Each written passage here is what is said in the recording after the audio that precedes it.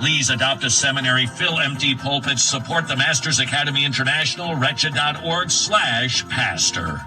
Hey, thank you so much for being here today at Wretched Radio. If you didn't listen, we'd be doing this to... Well, I'm not exactly sure why we'd be doing it, but by the grace of God, you are listening. You choose to tune in here every day, and for that, we are thankful. We would be eternally grateful if you would consider partnering with us by visiting wretched.org/donate or by texting the word wretched to the number 44321. Wretched. Amazing grace. Amazing gospel. Hey, Tomorrow Club supporter, this message from Paul Marty, the director of the Tomorrow Clubs, is just for you. We're grateful for all the ways you help kids in forsaken places learn to follow Jesus. Thank you for your support of the Tomorrow Club's $30 a month Disciples 30 Kids in Eastern Europe and now in Africa. Would you please consider becoming a Tomorrow Club supporter? Please visit tomorrowclubs.org/wretched.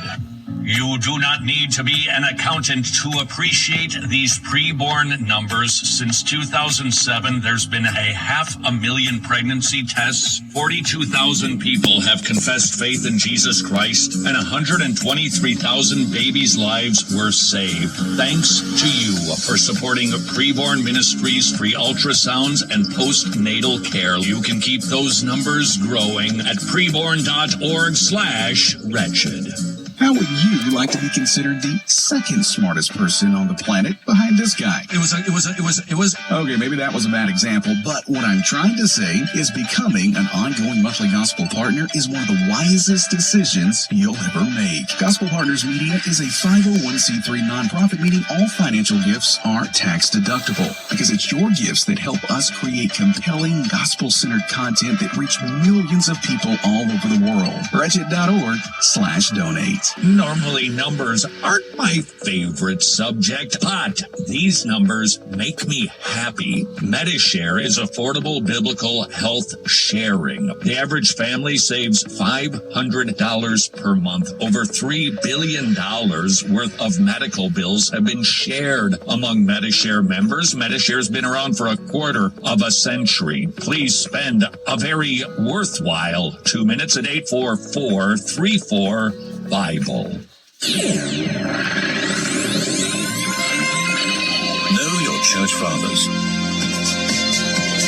Clement of Alexandria was an apologist in the late 2nd century. He ran a school in Alexandria, Egypt, where he instructed new converts and trained Christian apologists. He taught that only Christianity, with its revelation from God in the Bible, has the answers regarding creation, good and evil, and salvation. This is Wretched Radio with Todd Friel.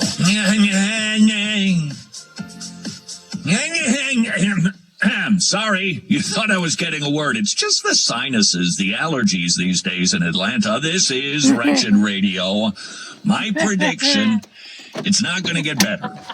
All of the wacky, zany, kooky knuckleheadery, that's right, knuckleheadery that we're seeing in our world, I think it's only going to continue to devolve. Why? Because of the state of the church. Illustration number 1. Believe it or not, we're going to base this one on Will Smith. That's right, Will Smith actually demonstrating that he might be a Christian after all. How is that after slapping Chris Rock at the Academy Awards? Seems a little inconsistent, doesn't it?